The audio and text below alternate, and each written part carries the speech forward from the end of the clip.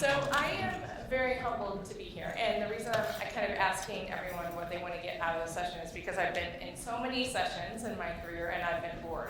And so I hope that some of you are not here just to kind of hang out and do your work and you actually want to learn something.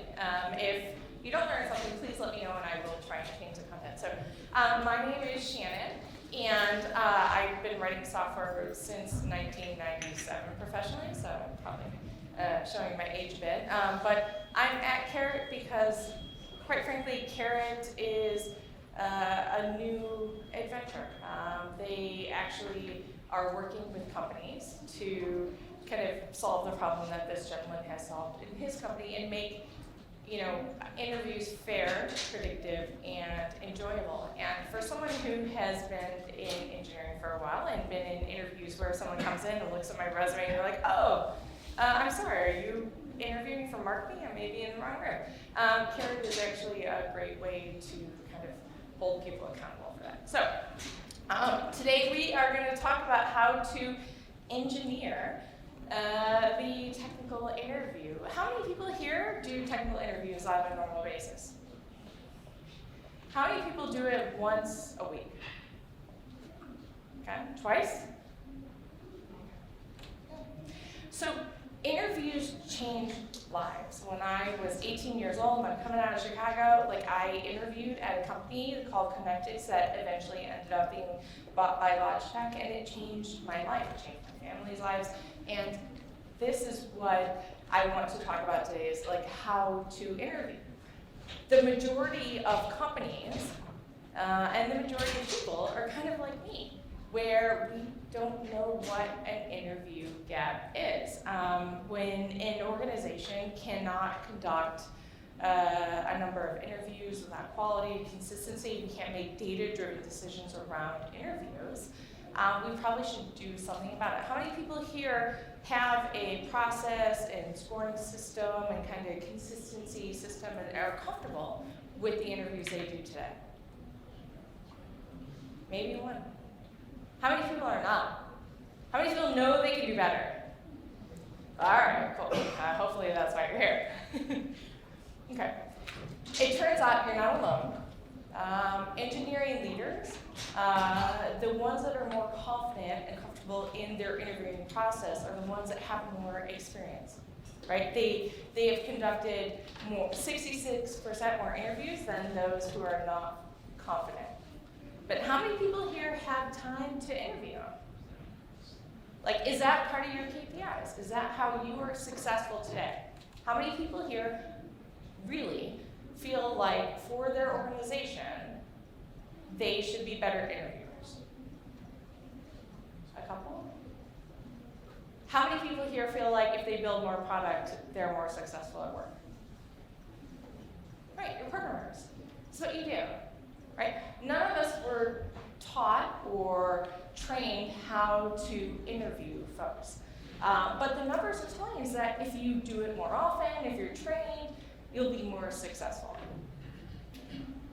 Why are we here? Well, there's an interview gap. All of us know that we need to interview more often, but in the middle of the night, if we've been working all night on a problem and we're kind of nervous and as someone taps us on the shoulder and we go into an interview and this person doesn't kind of meet our basic bar, we're kind of mad, right? So 71% of engineering leaders say it would be easier to hit their hiring targets if they had more time to interview. And 81% agree that it would be easier to hit hiring targets if they had more qualified people to interview. Let me ask you this. How many people feel qualified to interview people? Luce does, so they do training around the world, but I didn't. I gotta be honest, I asked for 20 years, count the number, I'm a C++ developer, count the number of lowercase a's in an old terminated string. Do it recursively. Can you do it without a conditional?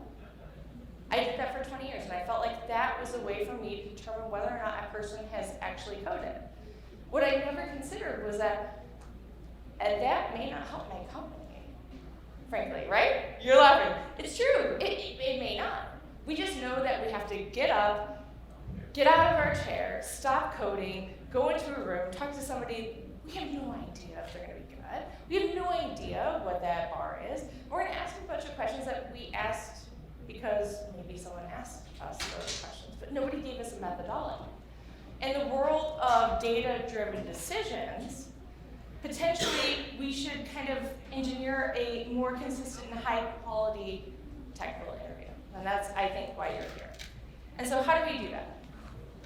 Well, we have a bunch of Karat folks, Liz can tell you. We define hiring competencies. We do a job assessment, right? We create formats and questions that are consistent and modularized and measurable. We conduct interviews personally. We don't just send you some sort of, test. Let me ask you this. How many people here know the percentage of folks that drop off when you send them a coding test? Does anyone know? Would you be surprised if I told you that underrepresented communities in technology are 70% more unlikely to drop off? Like they literally, 70% of underrepresented communities refuse to take coding tests. I think it's a great system. Of course, we want to know if you can code, but having a conversation, like a human being on the other end of that communication loop is actually more effective, and it helps you do that, what we call a cultural add versus what we think we should have. So the other thing that we know is that we can measure candidate performance consistently. We can establish a bar, and we can analyze hiring data all through having a process around our hiring. Okay. So what is defining hiring consistency? How many people here go through like a job assessment phase with HR? It sounds like that's what you do every time. How many other people do that? It seems more likely that most of you are like me, and you literally are like, okay, I'm supposed to have this interview, we're trying to hire a programmer, I think they should do this, I'm not sure how to measure them, okay, I'm going to go into the interview and do that. Does that sound familiar? Okay. Okay, so what we suggest is that you do a formal job analysis and an assessment, talk about what exactly you're looking for this position, what does your team really need, what's nice to have, and do the interview questions that people are asking actually kind of help you tabulate whether or not that person is set up for success on site. Make sense? How many times have we done that? I mean, I never did that before Karat, so. All right. When we do a job assessment, we should certainly talk about the criteria that we're using in order to measure a candidate. I don't want to talk about numbers, I don't want to talk measurement because it's inhuman. But at the end of the day, we do need to decide what is success at our companies. We need to set what that means. We do that because we don't want to have bias in our decision making around hiring candidates. And so we shouldn't assess for competencies unintentionally, like their communication skills or cultural awareness skills.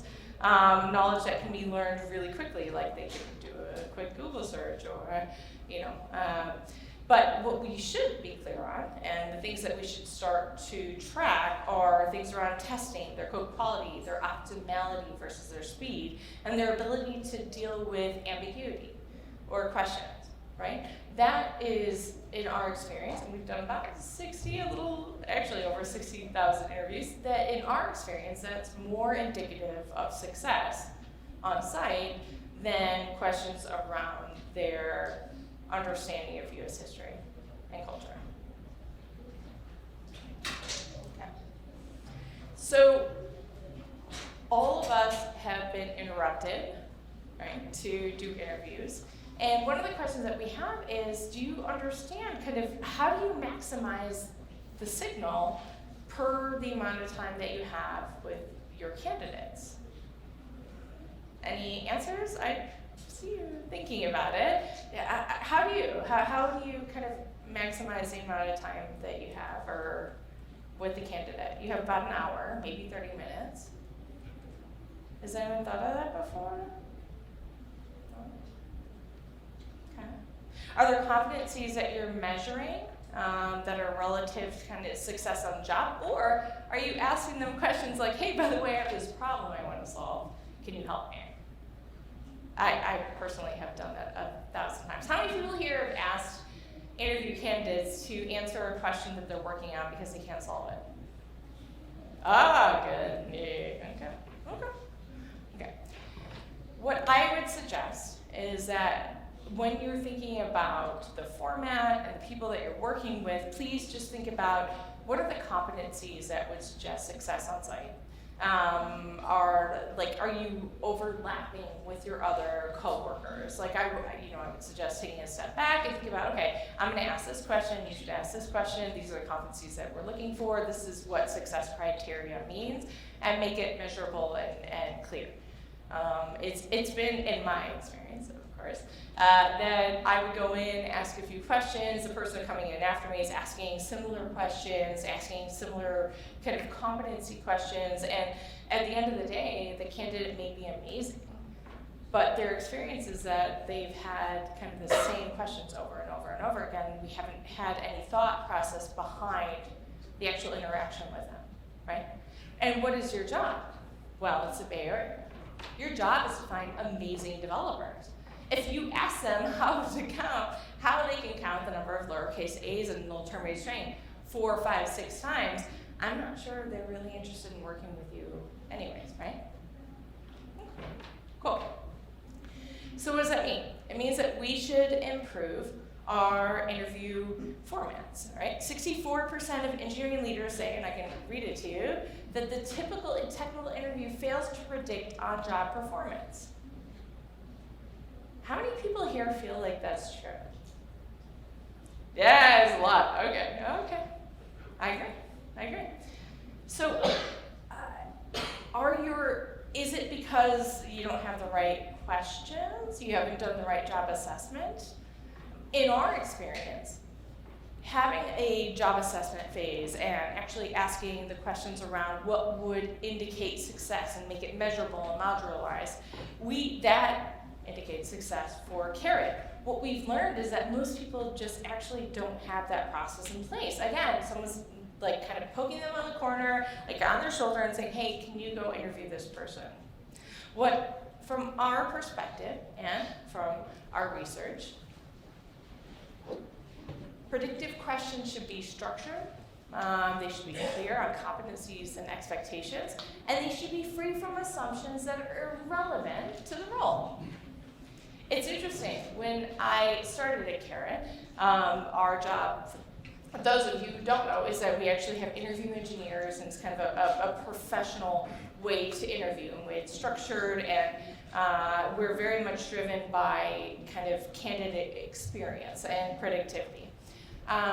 What I realized is that 80% or 90% of the feedback that we got from our customers was that they really only focus on the kind of communication skills of the candidate, not necessarily how qualified they are to do the job. And they weren't sure at the end of the day whether or not that was indicative of success on site. So,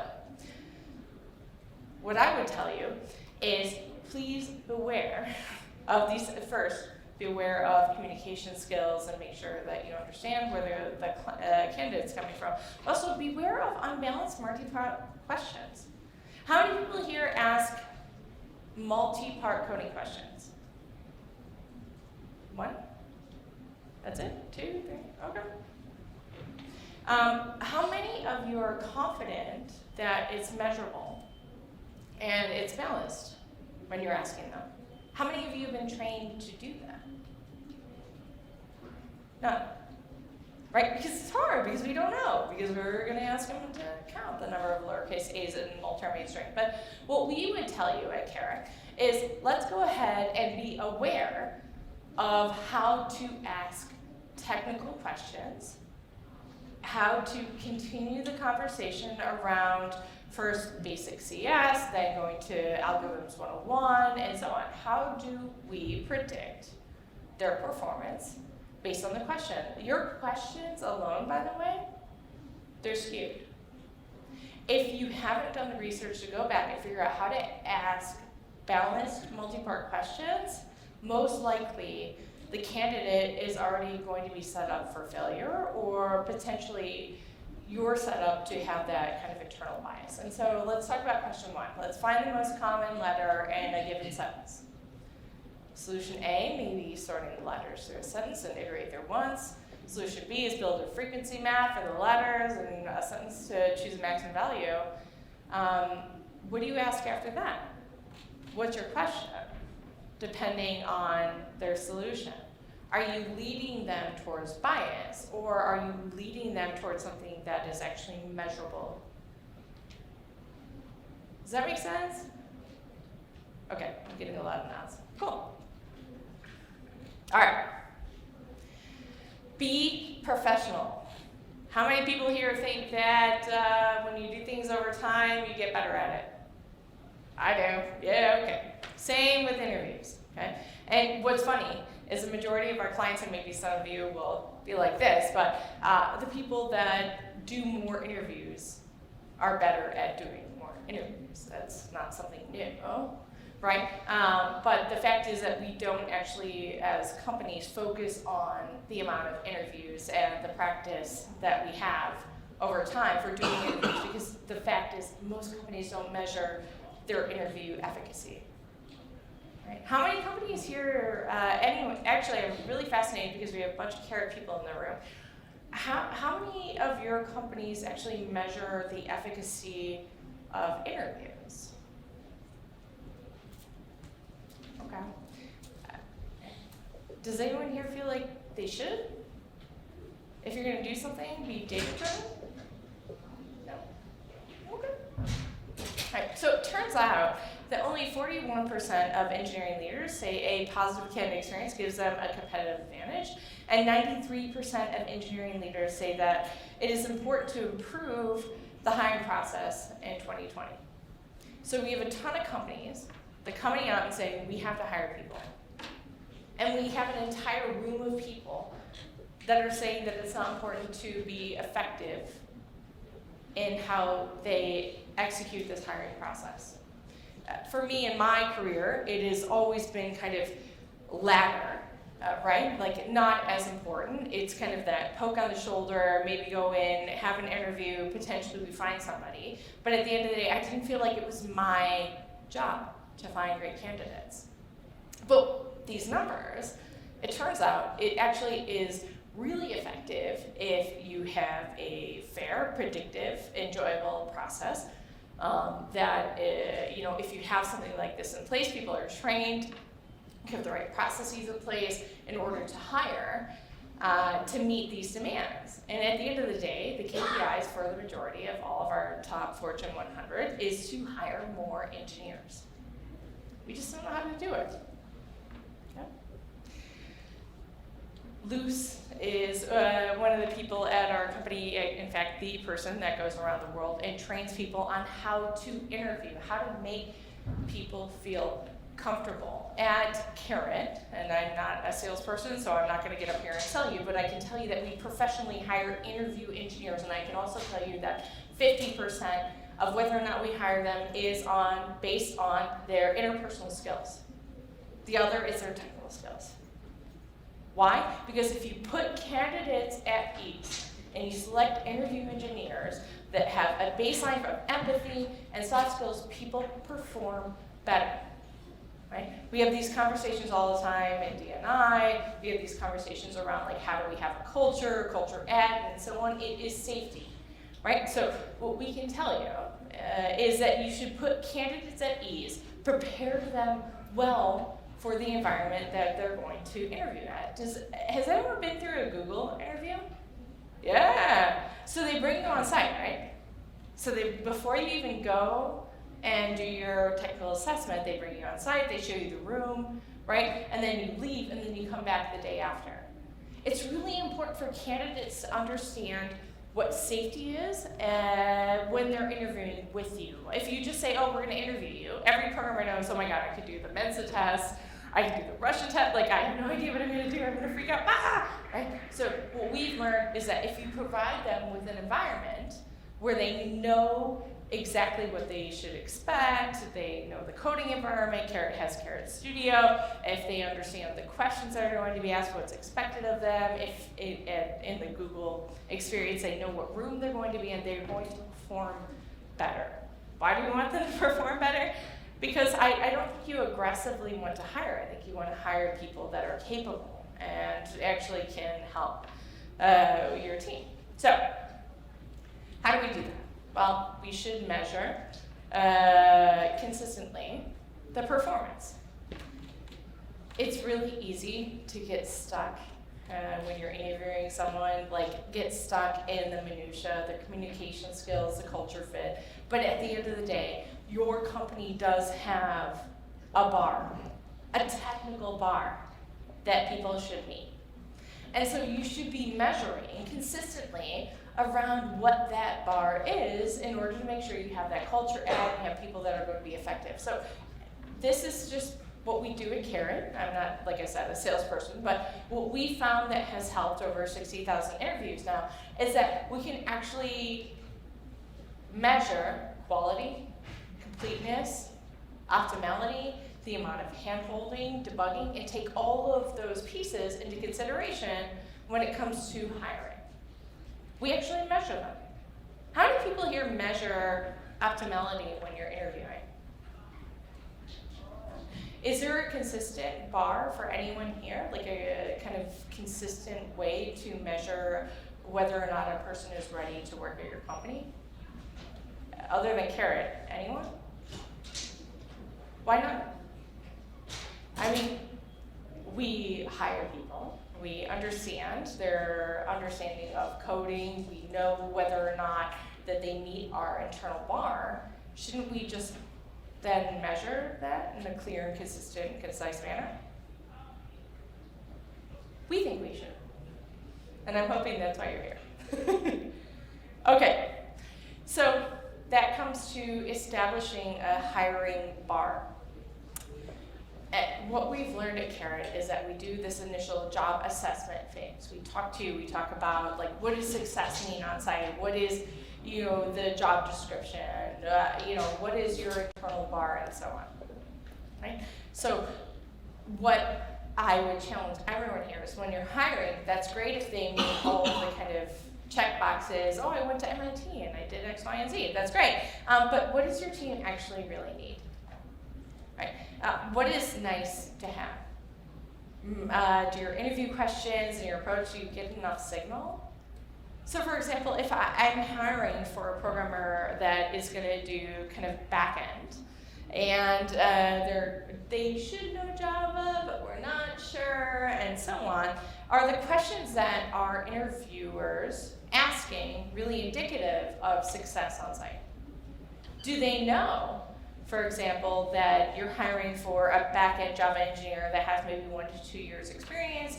They know X, Y, and Z, maybe they're a Spring IOC, I don't know. Do they know actually that's what you're hiring for, or are they just kind of hiring for whatever comes in their head when it comes to interviewing? Right, so what I would say is do the job assessment, understand what is successful on site, and then talk to the people who are going to interview the folks that are coming in to make sure that they're qualified and they're qualifying your needs on site, okay? All right. And at Karat, we do actually have a scoring rubric around people's performance and questions. So we do a job assessment phase. We talk about like, okay, are you a back-end engineer, are you a front-end engineer, are you a React engineer? Like, is it really important that you understand Java? Do you know what JVM is, and so on, right? Whatever that is, it's very different for every single company. And inside of every single company, it's different for every single position. And so what I would tell you is you need to decide what the scoring rubric is and the format is and be consistent in order to find the right candidates and be most successful in your funnel. How many people here have like a KPI to hire more engineers? 1, 2, no? Okay. So for us, a lot of companies come to us and they say, hey, by the way, we need to hire a bunch of engineers. We don't understand why Our recruiting team isn't in lockstep with our engineering team. We don't have any data around our hiring. So here, we're just trying to suggest that you actually can have scoring rubrics. You can do the job assessment. You can decide, like, dependent on the person's kind of performance in each, what we call module, whether they're fast track or they're invited to the next round, requiring further review and so on. But the fact is, like, over time, you have to calibrate your hiring process in order to be successful. Our suggestion is that you do that with data and not just with like that, right? All right, so I want to tell you a little bit of a story. We actually have a company that we're working with, and we made these assumptions, which was one of us. And essentially, we said, okay, their communication skills are moderately important, and so we have about 70 different inputs in our interview process that are important to be able to bucket and kind of rubric these folks. And in this case, what happened is that we bumped communication up pretty significantly. But what we noticed over time was that the people on site that scored lower in communication actually were doing just fine, if not better. They were performing, they were successful. In 6 months, they actually had done a great job. And so what we realized is, oh gosh, it gets down to even just the communication skills. And the rubric around and the weight that we have around communication skills in the interview process, we had to actually change that in order to be successful with the client. The moral of the story is that I assume, and maybe a wrong assumption, but most companies do not look at those competencies. They don't understand the necessity of really focusing on the coding style, CS fundamentals, communication, Java, system design, and so on. They don't have kind of the measurements in place in order to be able to make that change and be more successful on site. And quite frankly, like, the hiring funnel is essentially being successful on site. So I don't know if anyone's run into this, but like getting down to the tiny details of CS fundamentals versus communication, understanding how to weigh those and having a platform and a process in place in order to do that has actually been significantly successful and important for our customers. All right, so we're getting close. This is a showing of the impact of the hiring bar at X company. Every company has a different hiring bar. Some companies come to us and they say our hiring bar is really high. We start to reject candidates. They go to Microsoft or Zillow or Google, and then the company comes back and says, oh my gosh, I should have kind of understood what my hiring bar is. What I think you should get out of this slide, if not anything, is that your assumptions we need to think about your assumptions a little bit. Right, Liz?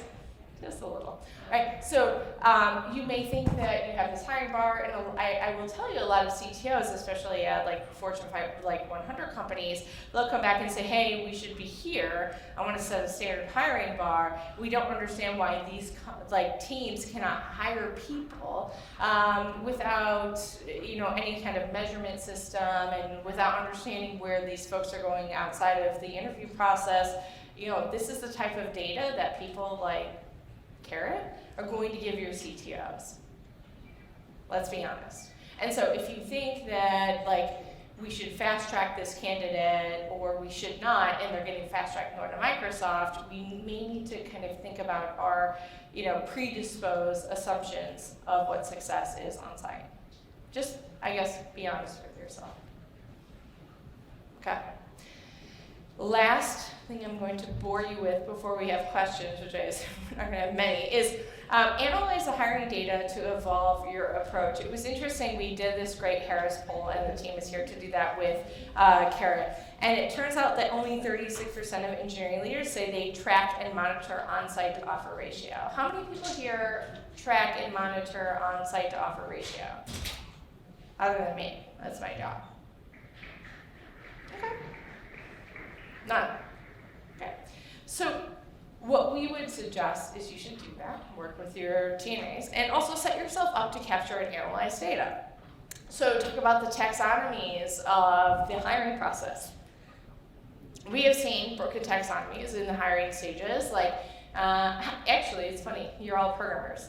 I didn't know either. But how many people here know what an ATS system even is? One. Yeah, of course. Well, you know everything. You can come up and do my talk afterwards. I know. Anyone else, though? It's crazy, right? These literally, these ATS systems are how every candidate that's coming through that you've suggested, your friends that you've said, hey, by the way, you should come work with us, that's what they're going through. And the majority of companies have a broken taxonomy. They're literally like, oh, it's new, there's an application, blah, blah, blah. Like, there's no kind of a normalized way to look at the data for a candidate that comes through. In my personal opinion, the majority of my jobs, I hire people that I know. I'm not comfortable putting them into this mess, right? So if I were all of you, I would take a step back and be more involved in what is the taxonomy of a successful client or candidate engagement in your company. How do we measure the performance of the candidates that are coming through and be consistent? Right? That's why we're having these conversations. And people hire Karat and pay a lot of money because people don't know how to do this. And so this broken taxonomy, application, whole pre-screen, and so on, it's really all about data. I mean, all of us know we need to make data-driven decisions when it comes to monitoring, right? Why aren't we making data-driven decisions when it comes to candidates at work? How many people here have New Relic or App Dynamics? How many people here understand anything about the process when it comes to hiring and the types of data that we can actually have? One, this one. Yeah, okay. None. Why are we making data-driven decisions about our infrastructure when we're not making data-driven decisions about the people that we're going to work with every single day? It's confusing to me. Why do we let HR people determine our taxonomy? No offense, but you're probably more qualified. So there are ways to get insights through the interview process. I gotta be honest, like the first 5 to 10 minutes, you probably have a signal that you need. 41% of the time you have a signal whether or not this person is going to be successful. It's pretty interesting, considering you have these 8-hour on-site interview loops with people, right? Why? Why? If we're making data-driven decisions and we have the tools in place, why are we doing this to ourselves? Stop it. Okay. That was my 2 cents. All right, so the key takeaways, the things that I want all of you to feel. First, we talked about experience is key. If you have more experience, you're better at interviewing. So please have a dedicated interviewing engineer. If you don't, please train your team on how to do that. You are losing candidates, especially in the Bay Area. Second, I get to do that. Centralized interviewing, right? So have a consistent process. Understand exactly what you're looking for. Do the job assessment and let these folks know these are the modules that we're looking for. This is how we're going to measure success. Go. Okay, especially in some of these big companies, it's not a cultural fit because, quite frankly, they're not going to work with you. But you should have some way to be successful at your interviews.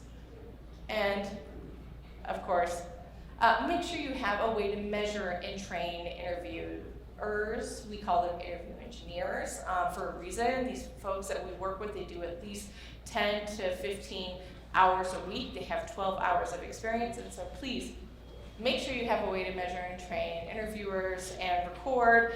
And then I think now we're at questions. Yay!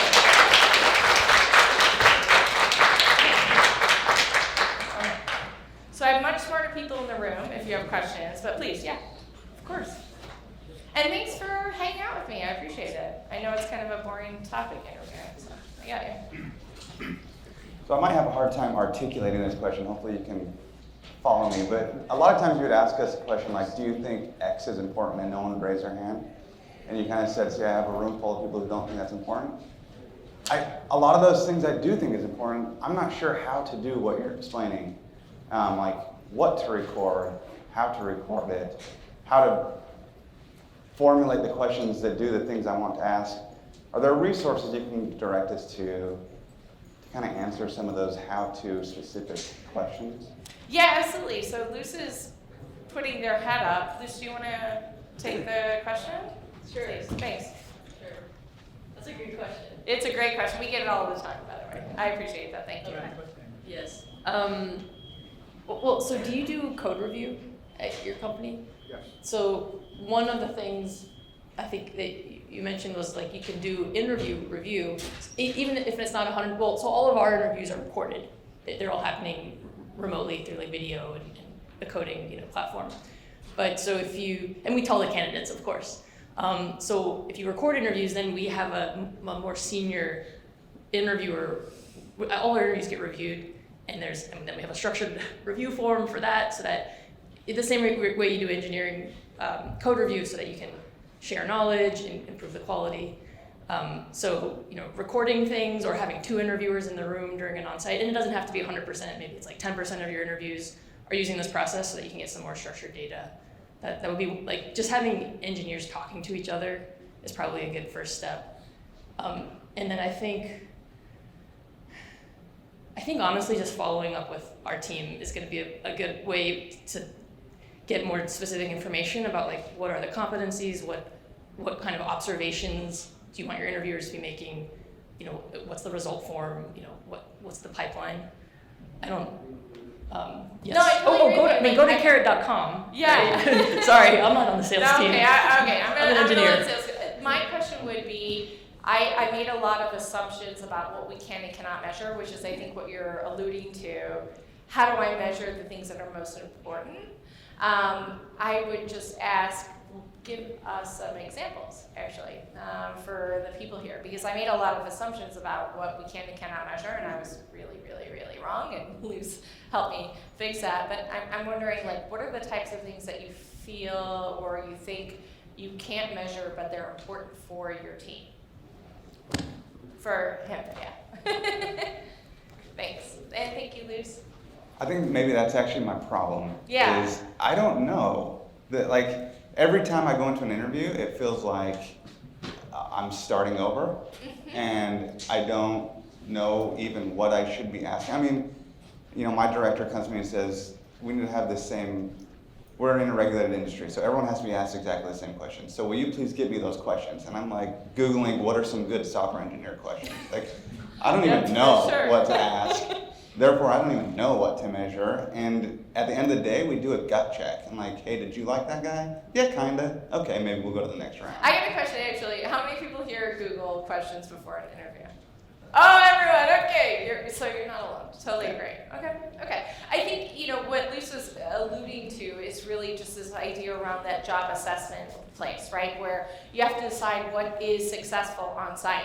It's not enough to ask people to count the number of lowercase a's in an old terminated string and do it recursively and then do it without conditionals. Like, that doesn't indicate success. Like, I think the point that Luce had was that you should really kind of understand, or at least try to understand what success is, so that we're not wasting all of your time, right? And that is really difficult to measure. Now, there are quite a few wonderful things that we can measure, but at the end of the day, like, is it as important to measure personality and culture fit as it is an understanding of backend systems and kind of knowing whether or not there's a bottleneck and how to find a bottleneck, where you have 200 processes, and would you go with Lambda or would you go with XYZ organization, right? So, like, you have to decide what is success, but I think what Luce was alluding to is that most companies don't do that initially anyways, right? Like, they just kind of go in, they ask the same question over and over again, which I did for 20 years.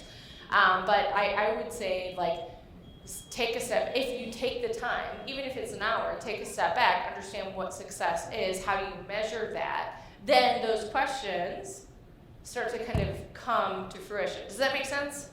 Yeah, I feel like all of us are kind of losing in the recruitment phase just because we just haven't made data-driven decisions on the interview part.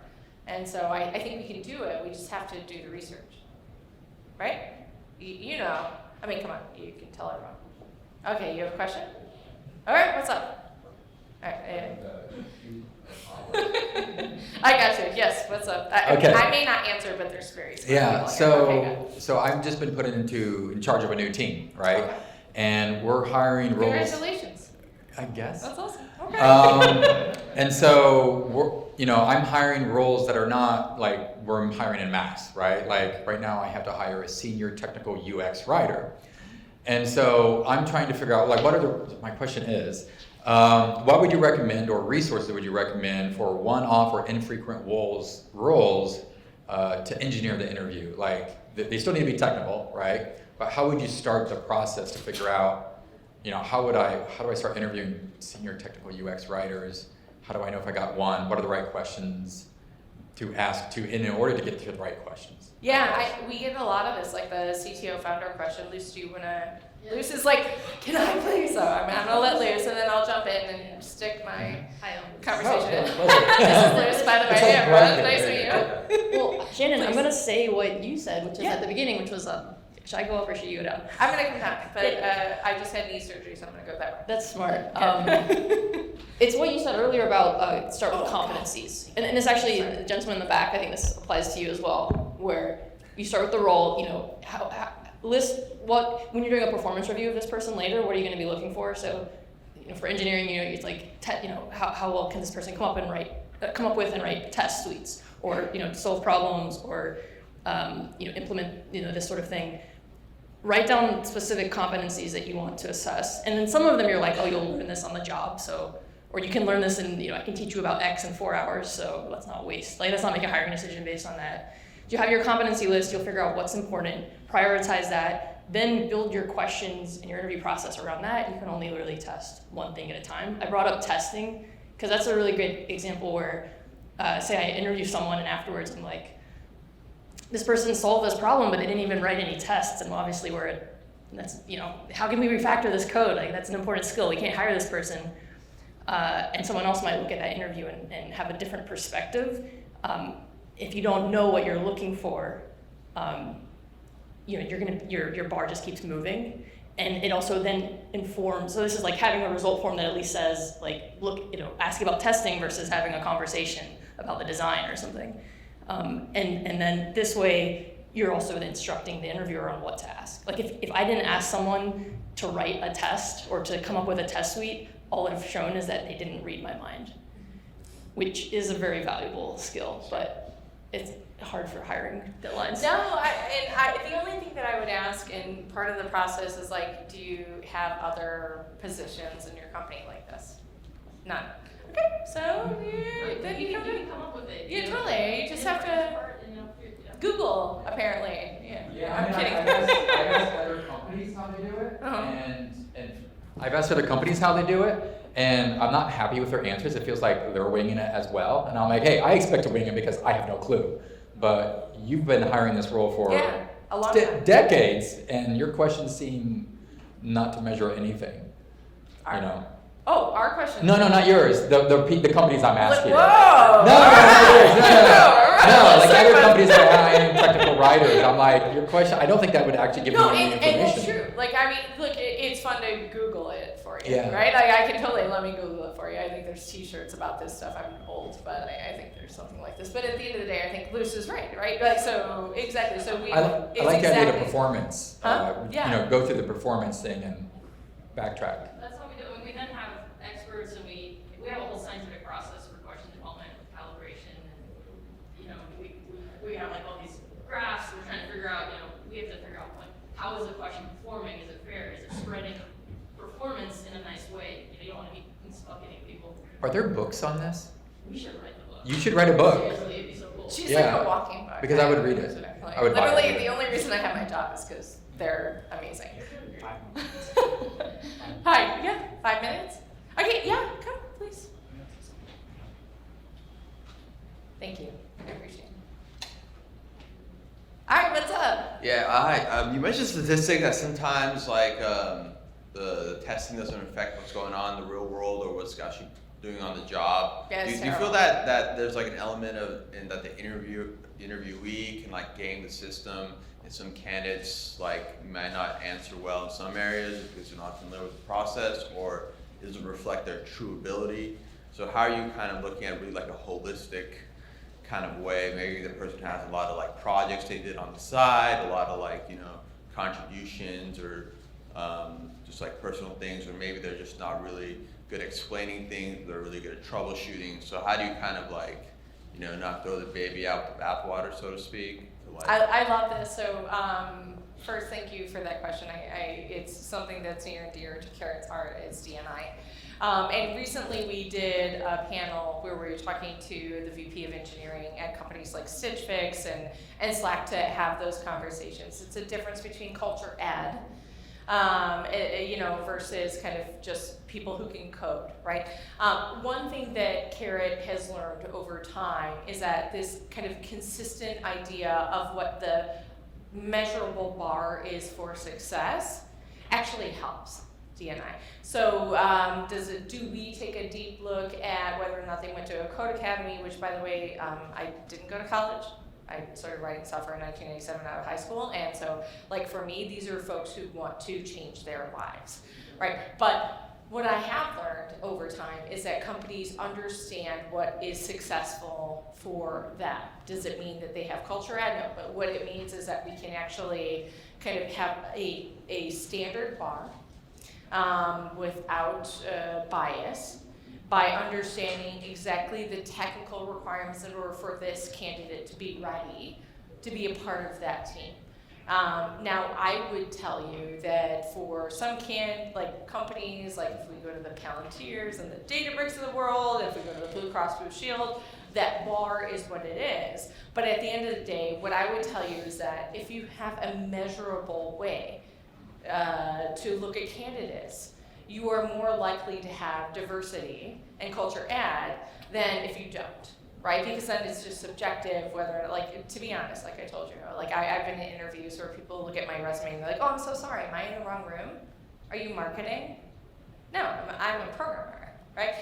So these types of kind of measurable ways to interview folks, and what we're kind of advocating for is a way to get more people in the door that are qualified and may not subjectively be what people expect they should be. The other thing I can tell you is that Karat's also a part of conversations around the training data when it comes to what success is as an engineer. And what I can tell you is that the training data is highly skewed. Obviously, there's a bunch of white and Asian males, no offense to everyone, but like, quite frankly, the training data for success on site for engineering is not necessarily what you alluded to, which is that not necessarily what's going to be successful. And so what I can tell you is that we absolutely understand that, and the way that we've gotten around that and worked with companies to understand that subjective measurement that people mostly have been subjective to me, is by giving them like this honest bar, and then giving them the diversity numbers around the people that meet that bar in order to be successful. Now, I would tell you also, you don't want to bring people in who aren't qualified and can't come in and actually do the job. But so that's why I think what Luce was alluding to, which is like, you really need to understand what success is on site, and then just set the bar and call it a day, right? And I think that takes all of this subjective ideas around who would be a culture fit away, right?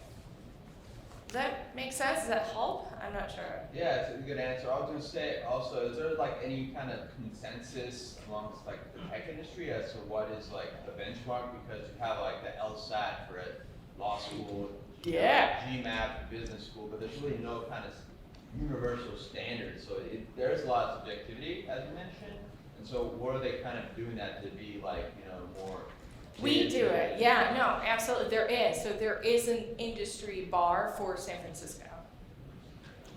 But it's not gonna be the industry bar for Hyderabad, right? So, like, yeah, we do have numbers because we've done the interviews. Yeah, go ahead. Well, Lucy, just do. once you've done around I don't know. around Oh, here. 400, so once you have hundreds of interviews, we can actually evaluate, like, well, I was just thinking the quality of sources. So, like, for example, if we are looking at like engineers in particular cities or particular backgrounds, like we can evaluate that's just like data analysis on the quality of different sources. That's maybe not that's not what you're asking. Yeah, there's a bar. Would I say that it's the right bar. I don't know. We'll see over time. One thing that's also interesting is thinking about just with in terms of a bar, because you have different competencies, and I feel like you kind of were alluding to this earlier, where it's not necessarily linear. Like it's not like is there a test and someone who scores 100 is like better than someone who scores a 90, or is it that to be successful here you need to come in with at least a 60 on this skill, and then we're going to assess these others. We're going to build a team where people are have different additional branches, and so like on your onsite, like have different kinds of interviews so that you're filtering, so that you're building, that's something that we've definitely found. Your last slide really alluded to that, this idea that like if you do 7, like the Google process where they do 7 interviews that are the same thing, and someone does great at 5 of them and they like choke on one, like is their performance an average? Like no, they just choked. Yeah. Yeah. Unfortunately, our time is up. So first, thank you all. Like I would rather applaud all of you for being here and listening and being interested and kind of, being fair, predictive, and enjoyable when it comes to the interview process. So thank you all for being here. We really appreciate it. Thank you.